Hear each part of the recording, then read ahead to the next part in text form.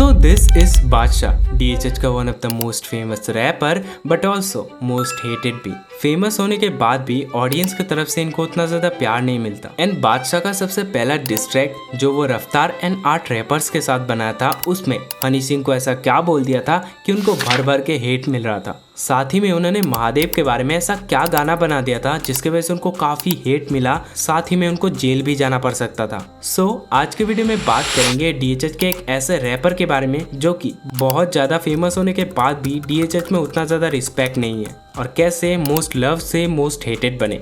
So let's start. आज आप CFSL जांच के लिए पहुंचे, आपके ऊपर जो एलिगेशन लगे हैं गाने के लिए, हिट्स पे हिट्स बिना बॉलीवुड के। उसके बाद कई सारे लोग इसमें जुड़ते गए और ग्रुप बन गया माफिया मुंडीर।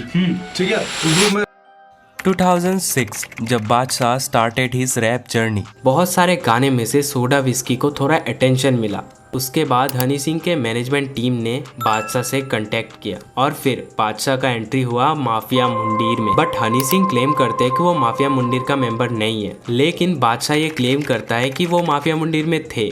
वो कह रहे हैं नहीं, मुझे तो लगता है कि मैं था। If he says otherwise. But the way इसके बारे में बाद में डिटेल में बात करेंगे। उससे पहले माफिया मुंडीर में एंटर होने के बाद हनी सिंह के साथ बादशाह का काफी गाना भी आया, लाइक खोल बोतल, 4 शनिवार, गेटअप जर्नी। और इसी के वजह से बादशाह धीरे धीरे लोगों के नजर में आने लगा। और साथ ही में माफिया मुंडीर में काफी सारे आर्टिस्ट भी ऐड हुए, लाइक इक्का, रफ्तार, लील गोलू और भी बहुत सारे।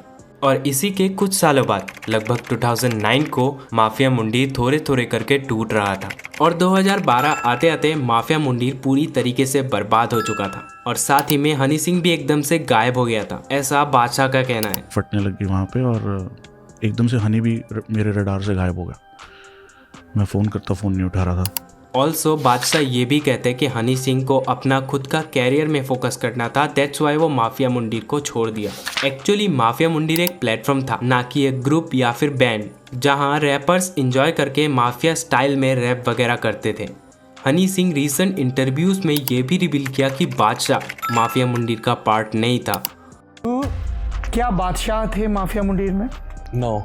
बट बादशाह ये क्लेम करता है कि वो माफिया मुंडीर का पार्ट था। जब बादशाह माफिया मुंडीर से निकला उसके बाद रफ्तार, बादशाह एंड अदर आर्टिस्ट मिलके हनी सिंह पे डिस्ट्रैक्ट लाया और उस डिस्ट्रैक्ट पे बादशाह का लाइन कुछ ये था।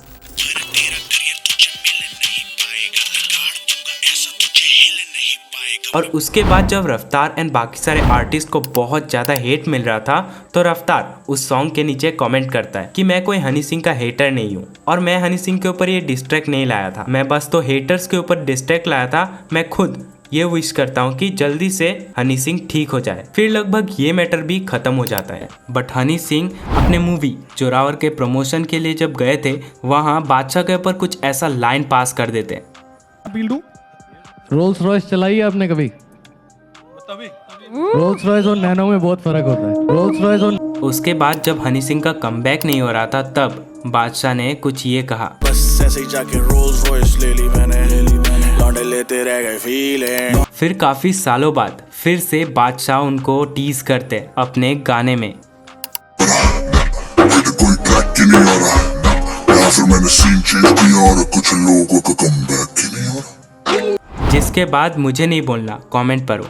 जिसका कमबैक नहीं हो रहा वो रैप इंडस्ट्री का बाप है। 4 बोतल वोट का Badshah whole career, Kalaastar teaser is greater than Badshah whole career, legend का कमबैक, इसमें तेरा घर चल जाएगा। सो इस टाइप के कमेंट उनके गाने के सेक्शन में भर गए थे। उसके बाद उसी एल्बम से और एक सॉन्ग रिलीज हुआ बाय द नेम ऑफ सनम। इसमें कुछ ऐसे लिरिक्स थे जो महादेव से रिलेटेड थे एंड वो गाना हिंदू सेंटीमेंट को हर्ट कर रहा था, जिससे उनको वार्निंग मिला कि अगर गाने में कोई सुधार नहीं हुआ तो उनके ऊपर FIR रजिस्टर हो सकता है। फिर उसके बाद बादशाह के तरफ से एक स्टोरी देखने को मिलता है जहां सबसे माफी मांगते हुए बादशाह ने ये बोला कि गाने का रिप्लेसमेंट का काम चल रहा है। उसके बाद एक बैटिंग ऐप को प्रमोट करने के वजह से उनके ऊपर FIR रजिस्टर भी हो गया था।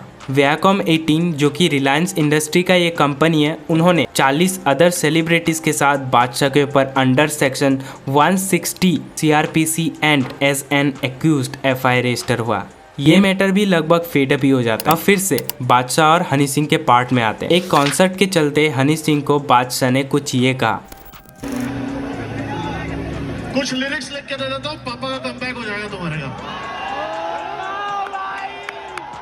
उसके बाद बादशाह को काफी हेट मिला, साथ ही में हनी सिंह ने भी इसके ऊपर बहुत एंग्री रिप्लाई दिया। तुम लोग ऑलरेडी उसकी गांड में बाजू दे रखी। फिर बादशाह एक स्टोरी लगाते हैं अपने इंस्टाग्राम पे, जहाँ पे वो सबसे अपोलोजाइज करते हैं। Because of whatever reasons, कुछ मिसअंडरस्टैंडिंग्स थी, लेकिन मुझे रियलाइज हो गया कि जब हम दोनों इकट्ठे थे ना, जोड़ने वाले बहुत कम थे, तोड़ने वाले बहुत थे। और ये मैटर यहाँ पे खत्म करते हैं। लेकिन रिसेंट हनी सिंह एंड बादशाह के इंटरव्यू ने सब कुछ एक्सपोज कर दिया। लाइक आपको पता हो कि बादशाह एंड रफ्तार एंड अदर आर्टिस्ट क्लेम करते हैं कि ब्राउन रंग, ब्लू आइज, अंग्रेजी बीट ये सब उनके द्वारा लिखे गए। बट एक रीसेंट पॉडकास्ट में हनी सिंह रिवील किए कि ये सब गाने उनके द्वारा ही लिखे गए। बट वही क्वेश्चन जब बादशाह से किया गया तो बादशाह बोलता है कि वो गाने मैंने ही लिखा था, और साथ ही में एक शायरी से उनको रिप्लाई करते हैं। गालिब भी लिख देंगे, मीर भी लिख देंगे, रांझा भी लिख देंगे, हीर भी लिख देंगे, शुरू भी लिख देंगे, आखिर भी लिख देंगे, लिखने पे आए तो तकदीर भी लिख देंगे। एंड जब ये सब बातें फैलने लगा तब हनी सिंह के मैनेजमेंट टीम ने ये बोला, अगर बादशाह ने ये सब गाने लिखे हैं तो अब क्यों नहीं लिख पा रहे हैं, अब वो दूसरों के गाने क्यों कॉपी कर रहे हैं, मेनली हनी सिंह के। सो यार गाइस, आपको इस बात पे क्या रिप्लाई देना है मेरे को कमेंट में बताओ कि कौन रियल है और कौन फेक है। बट द वे आगे बढ़ते हैं। बादशाह एंड रफ्तार को इसलिए भी काफ़ी हेट मिलता है कि वो लोग किसी भी टीवी शो में या फिर कहीं भी हनी सिंह का काफ़ी मजाक उड़ाते हैं, बट हनी सिंह इन सब को इग्नोर करता है। बादशाह को इसलिए भी काफ़ी हेट मिलता है कि वो फेक फॉलोअर्स लेते हैं इंस्टा पे, और इसके वजह से उनके ऊपर FIR भी रजिस्टर हुआ था। रैपर बादशाह एक बार फिर चर्चा में है, लेकिन अपने गानों के लिए नहीं बल्कि अपने सोशल मीडिया फॉलोवर्स के लिए। मुंबई पुलिस की क्राइम सो एट एंड मैं यही बोलूंगा कि don't hate anyone. So that's it guys, आज के वीडियो के लिए बस इतना ही। मिलते हैं अगले वीडियो में, तब तक के लिए वीडियो को लाइक करो, चैनल में नए तो सब्सक्राइब जरूर से करना। ऑल्सो अगर तुम लोग को एडिटिंग वगैरह सीखना है तो मेरे सेकंड चैनल को जरूर से सब्सक्राइब करो, जिसमें आज या फिर कल वीडियो आ जाएगा, तो लिंक इन द डिस्क्रिप्शन में जाकर जल्दी से सब्सक्राइब कर लेना।